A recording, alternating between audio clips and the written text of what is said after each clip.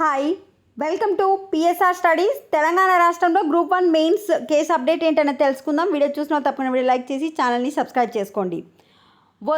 తీర్పు వెంటనే ఇవ్వమని హైకోర్టును ఒత్తిడి చేయొద్దని చెప్పి పిటిషనర్లు అయితే హైకోర్టు ఆదేశించడం జరిగింది.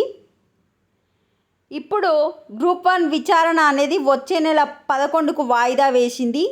అప్పటి వరకు నియామకాలు చేపట్టకుండా మధ్యంతర ఉత్తర్వులు అనేది కంటిన్యూ అవుతాయి. అంటే జూన్ 11 వరకు గ్రూప్ 1 మెయిన్స్ రిజల్ట్స్పై కానీ పోస్టింగ్ కానీ ఎలాంటివి చేయకూడదు.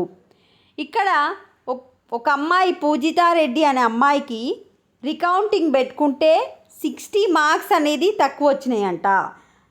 రికౌంటింగ్లో ఒక అభ్యర్థికి 60 మార్కులు తగ్గాయని రచనారెడ్డి కోర్టుకు తెలపడంతో ఎవరికైతే 60 మార్కులు తగ్గినాయో ఆ అమ్మాయి పేపర్లు అనేది షీల్డ్ కవర్లో పెట్టి ఇప్పుడు టీజీపీఎస్సీ అయితే హైకోర్టుకి సమర్పించాలి. ఇది ఉన్న ఫస్ట్ అప్డేట్. అదేవిధంగా తెలుగు మీడియం వారి పేపర్లు ఎవరు కరెక్షన్ చేశారో గవర్నమెంట్ తెలపాలని చెప్పి పిటిషనర్లు అయితే అడగడం జరుగుతుంది. జూన్ 11వ తేదీకి వాయిదా వేస్తూ అప్పటిదాకా మధ్యంతర ఉత్తర్వులు అమల్లో ఉంటాయని వెల్లడించారు.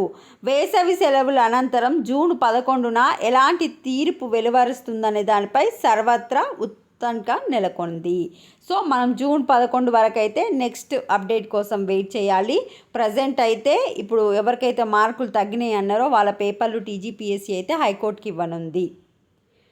ఇది అప్డేట్. వీడియోని లైక్ చేయండి, ఛానల్ని తప్పకుండా సబ్స్క్రైబ్ చేసుకోండి. ఒకసారి ఇక్కడ డిస్ప్లే చేసిన పేపర్లను కూడా మొత్తం మీరు చదువుకోండి. ఇది కాన్సెప్ట్ అయితే అంతే. తెలుగు మీడియం వాళ్ళకి మార్కులు తక్కువ వచ్చినాయి.